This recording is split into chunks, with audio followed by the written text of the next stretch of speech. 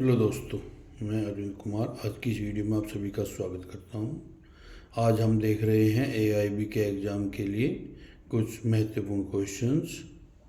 चलिए आज के स्टार्ट करते हैं आज की वीडियो को। भारतीय संविधान में उल्लेखित व्यापार और वाणिज्य की स्वतंत्रता की अवधारणा निम्नलिखित में से किस देश के अनुभव से प्रेरित है? किस देश के अनुभव से? अमेरिका, आयरलैंड, यूनाइटेड किंगडम और ऑस्ट्रेलिया ये प्रेरित है ऑस्ट्रेलिया से। या इस तरीके से भी कह सकते हैं कि भारतीय संविधान में प्रदत्त प्रदेश के भीतर और राज्यों के बीच व्यापार और वाणिज्य की स्वतंत्रता ऑस्ट्रेलिया के संविधान से प्रेरित है। ये व्यवस्था जो है पहले ऑस्ट्रेलिया के संविधान में थी, वहीं से प्रेरणा लेकर भारत ने इसे अपनाया है। नेक्स्ट क्वेश्चन देखते हैं। निम्नलिखित में से कौन सी रिट प्राधिकारी द्वारा सार्वजनिक कर्तव्यों के पालन को लागू करने के लिए जारी की जाती है? कौन सी रिट जारी की जाती है? परमादेश। कौन सी रिट? परमादेश रिट जारी की जाती है। किसके लिए? सार्वजनिक कर्तव्यों के पालन को लागू करने के लिए। ठीक है भाई। जो ये रिट है ये एक आज्ञा के रूप में होती है, जो अवर न्यायालय या इस तरीके से समझ सकते हैं अवर न्यायालय, न्यायाधिकरण, परिषद, निगम और अन्य किसी प्रशासनिक अधिकारी और जो कोई प्रशासनिक अधिकारी उसके द्वारा को विधि द्वारा उसके ऊपर आरोपित की गई है। ठीक है भाई। या किसी विशेष कर्तव्य को करने के लिए जारी की जाती है, जिसके द्वारा व्यक्ति अपने पद से संबंधित दायित्व को पूरा करने के लिए बाध्य हो जाता है। यानी ये न्यायालय द्वारा किसी भी अधिकारी के समक्ष ये रिट जारी की जाती है। ठीक है भाई। चलिए आगे देखते हैं। निम्नलिखित में से किस संवैधानिक संशोधन अधिनियम में संविधान का हिंदी अनुवाद प्रकाशित करने का प्रावधान किया गया था? यानी संवैधानिक संशोधन अधिनियम में, जो संवैधानिक संशोधन में संविधान का हिंदी अनुवाद प्रकाशित करने का प्रावधान किया गया था। किसमें? 58वें संविधान संशोधन में। जो ये 58वां संविधान संशोधन है ये कब हुआ था? 1987 में। और इसके द्वारा संविधान में एक अनुच्छेद जोड़ा गया था। कौन सा? 394 कै। ठीक है भाई। 394 कै जोड़ा गया, जिसमें यह व्यवस्था की गई थी कि हिंदी भाषा में अनुवादित संविधान का वही अर्थ होगा जो कि अंगल भाषा में है। यानी जो संविधान हिंदी भाषा में प्रकाशित किया गया है उसका अर्थ वही होगा जो कि संविधान की अंगल भाषा में है।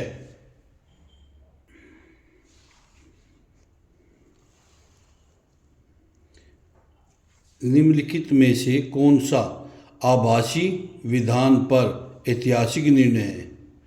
निम्नलिखित में से कौन सा आभासी विधान पर ऐतिहासिक निर्णय है? कौन सा है भाई?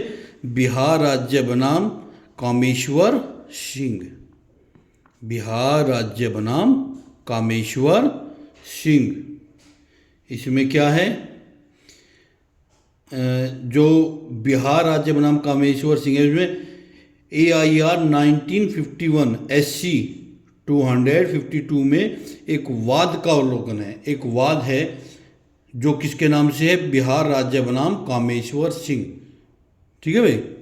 चलिए अगला क्वेश्चन देखते हैं। रे बेरुबारी मामले में प्राप्त सलाहकारी राय के आलोक में निम्नलिखित में से कौन सा संवैधानिक संशोधन अधिनियम पारित किया गया था? कौन सा 9वां संविधान संशोधन अधिनियम पारित किया गया था? कौन सा 9वां संविधान संशोधन अधिनियम। जो ये 9वां संविधान संशोधन अधिनियम है ये कब 1960 में 1960 में आया था। इस संविधान संशोधन को उच्च न्यायालय द्वारा बेरुबारी, जो ये है आपका बेरुबारी के मामले में AIR 1960 SC 855 में दिए गए परामर्श को क्रियान्वित करने के लिए पारित किया गया था। जो ये मामला है न्यायालय में, जो ये मामला है ये न्यायालय ने यह निर्धारित किया था कि भारत भूमि को किसी विदेशी राज्य के संविधान में संशोधन करना आवश्यक है। अतः प्रथम अनुसूची में आवश्यक परिवर्तन करके बेरुबारी क्षेत्र को पाकिस्तान को सौंप दिया गया था। जो बेरुबारी क्षेत्र है वो क्षेत्र है जो बेरुबारी के नाम से उस क्षेत्र को जाना जाता है जो क्षेत्र पाकिस्तान को सौंपा गया था। कब 1960 में 9वें संविधान संशोधन अधिनियम के द्वारा भारत में के संविधान में संशोधन करने के बाद। ठीक है भाई, चलिए आगे चलते हैं।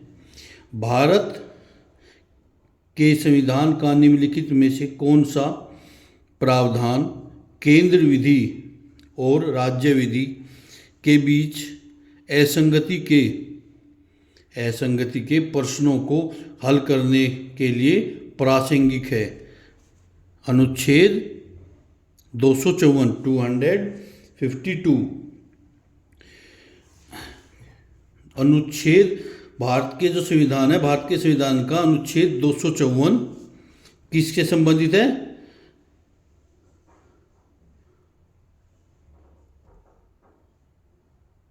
ये जो भारत का संविधान का अनुच्छेद 254 संबंधित है संसद द्वारा बनाई गई विधायी, जो संसद द्वारा कानून बना जाता है विधायियों, और राज्य के विधानमंडल द्वारा बनाई गई विधायियों की में असंगति के विषय में प्रावधान करता है। अर्थात अनुच्छेद 248 अवशिष्ट विधायी शक्तियों के विषय में प्रावधान करता है। ठीक है भाई, ये तो अवशिष्ट है, देखिए कन्फ्यूजन किया गया है, दोनों में सेम है, लेकिन ये तो जो शक्तियाँ बनाई गई हैं उसके विषय में है, और जो ये अवशिष्ट शक्तियाँ हैं ये उसके विषय में। यहाँ अनुच्छेद 254 है। ठीक है भाई, चलिए अगला क्वेश्चन देखते हैं। भारत के संविधान में संघ की राजभाषा को अंग्रेजी से हिंदी में बदलने के लिए कितने संक्रमण अवधि प्रदान की गई थी?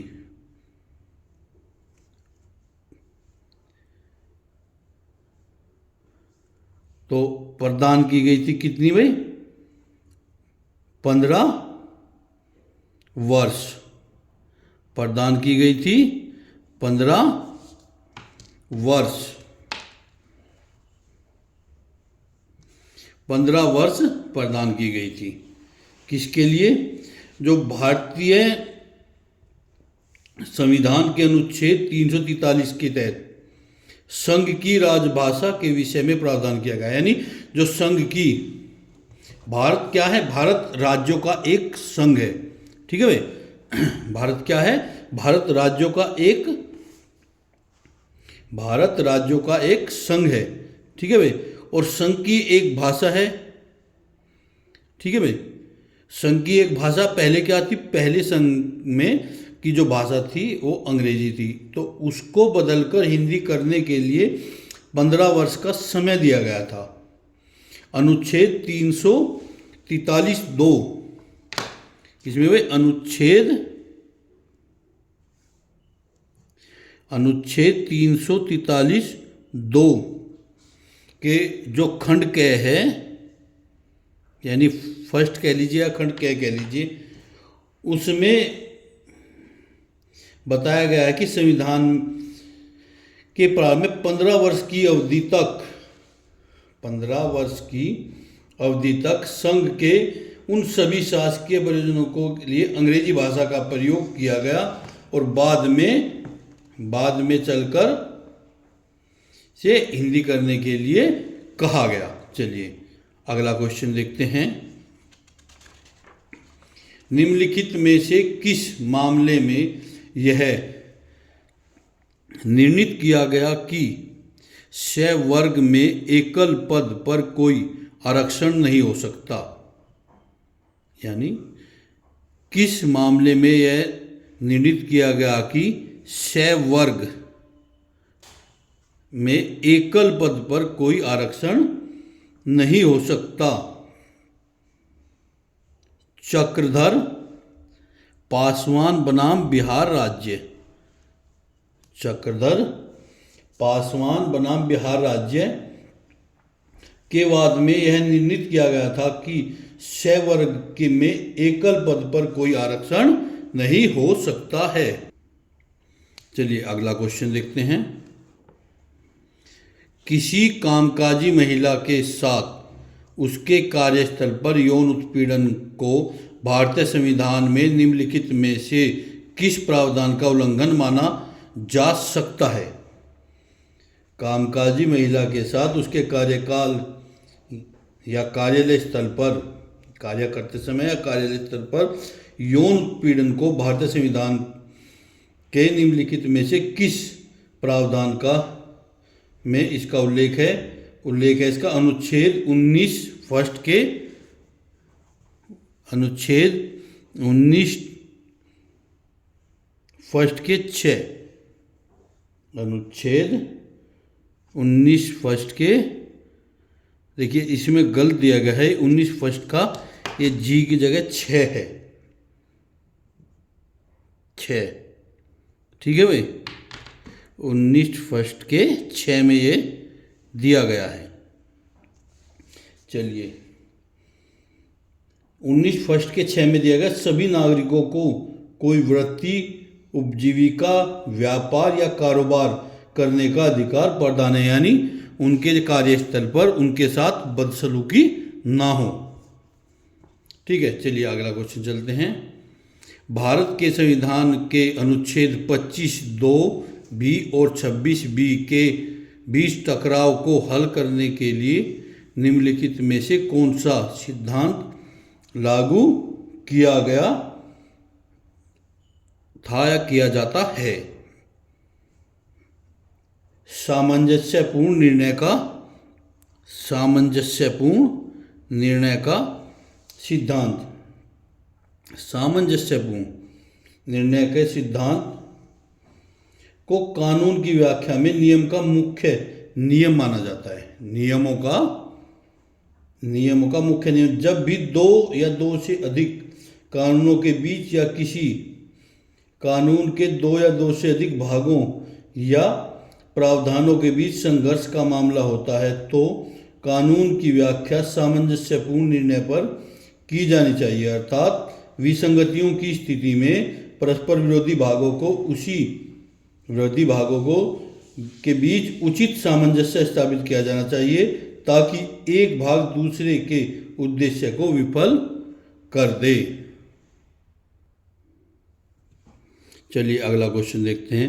निम्नलिखित में से किस स्थिति में भारतीय दंड संहिता 1860 लागू नहीं हो सकती है? किस स्थिति में भारतीय दंड संहिता 1860 लागू नहीं हो सकती है? देखिए जो भी इसमें ये दिए गए हैं तीनों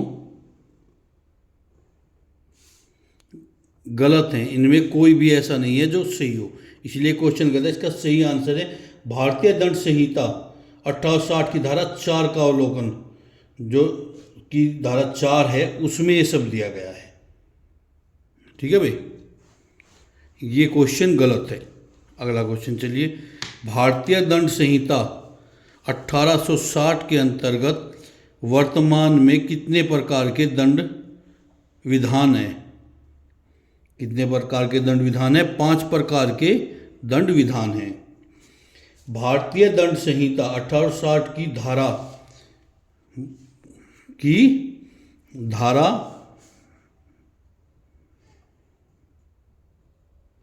53 यानी धारा 53 में 5 प्रकार के दंड बताए गए हैं। पहला मृत्युदंड, दूसरा आजीवन कारावास, तीसरा कारावास, चौथा संपत्ति का समर्पण और पांचवा है जुर्माना। ठीक है भाई, 5 तरह के दंडों का विधान बताया गया है। अगला चलते हैं।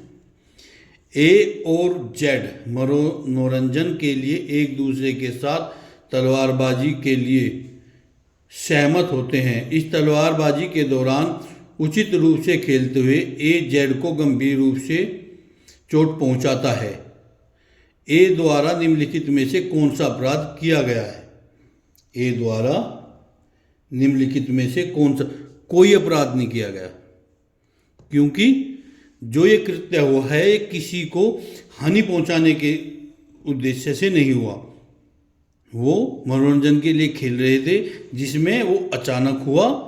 और इस तरीके से कहा जा सकता है कि ए ने कोई अपराध कथित नहीं किया है। समस्या भारतीय दंड संहिता 1860 की धारा 87 में दृष्टांत पर आधारित है। धारा 87 संपत्ति से किए गए कार्य जिसमें मृत्यु या घोर को प्रतिकारित करने का आशय न हो और न ही उसकी संभावना का ज्ञान हो, तो इस विषय में प्रावधान करती है। यानी जो भारतीय दंड संहिता 1860 की धारा 87, उसमें कहा गया है कि अगर कोई कृत्य जानबूझकर नहीं किया गया तो दंड के लिए नहीं माना जाता, उसमें दंड नहीं दिया जा सकता। ठीक है भाई। निम्नलिखित में से किस स्थिति में निजी बचाव का अधिकार मृत्यु कारित करने तक विस्तारित नहीं हो सकता? विस्तारित नहीं हो सकता। ऐसे मामले में जब किसी हमले से मृत्यु की आशंका हो। ऐसे मामले जब हमला बलात्कार करने के इरादे को दर्शाता हो।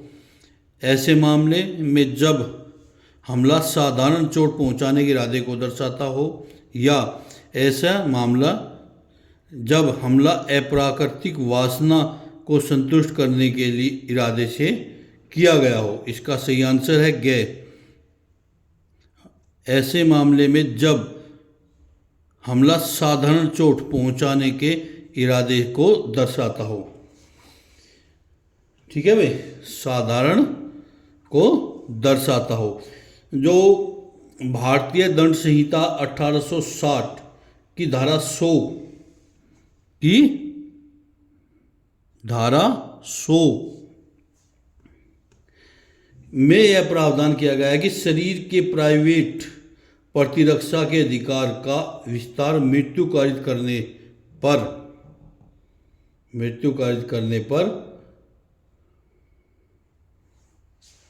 तक विस्तृत होता है।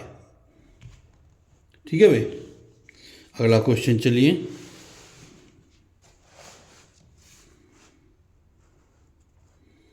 भारतीय दंड संहिता 1860 की निम्नलिखित में से किस धारा में लाभ शब्द में आर्थिक लाभ शामिल नहीं है? आर्थिक लाभ शामिल नहीं है। धारा 89 में, धारा 89 में भारतीय दंड संहिता की धारा 89 के अंतर्गत लाभ शब्द के आर्थिक लाभ शामिल नहीं है। धारा 92 में स्पष्ट रूप से केवल धन संबंधी फायदा व फायदा नहीं है, जो कि धारा 88, 89 और 92 में आता है। ठीक है भाई। चलिए अगला चलते हैं। एक्स जानबूझकर किसी महिला को परेशान करने के इरादे से उसकी सहमति के बिना उसका घूंघट खींचता है। भारतीय दंड संहिता 1860 के अनुसार उसने निम्नलिखित में से कौन सा अपराध किया है? उसने निम्नलिखित में से कौन सा अपराध किया है? आपराधिक बल।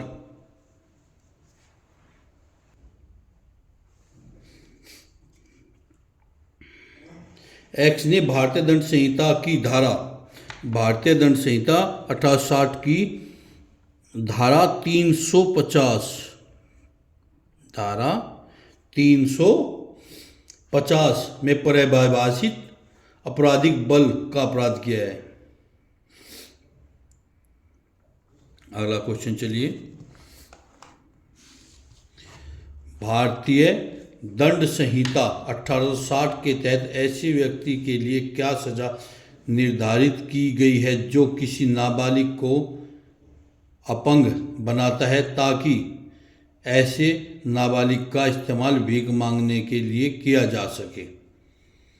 ऐसे आजीवन कारावास और जुर्माना, आजीवन कारावास और जुर्माना। भारतीय दंड संहिता की धारा 1860 की भारतीय दंड संहिता 1860 की धारा 363 के 2 के अनुसार यदि कोई व्यक्ति किसी को विकलांग करता है और उसका इरादा उससे फ़ायदा उठाने का है, यानी उससे भीख मंगवाने का है, तो वह उस कृत्य के लिए उसे आजीवन कारावास का दंड दिया जा सकता है और आजीवन कारावास के साथ साथ उसे जुर्माना भी, आजीवन कारावास के साथ उसे जुर्माना भी देना होगा। एक्स धमकी देता है कि अगर वाई उसे पैसे नहीं देगा तो वह वाई के संबंध में मानहानि लेख प्रकाशित कर देगा। भारतीय दंड संहिता 1860 के अनुसार एक्स को उसके द्वारा किए गए कृत्य के लिए निम्नलिखित में से कौन सी सजा दी जा सकती है?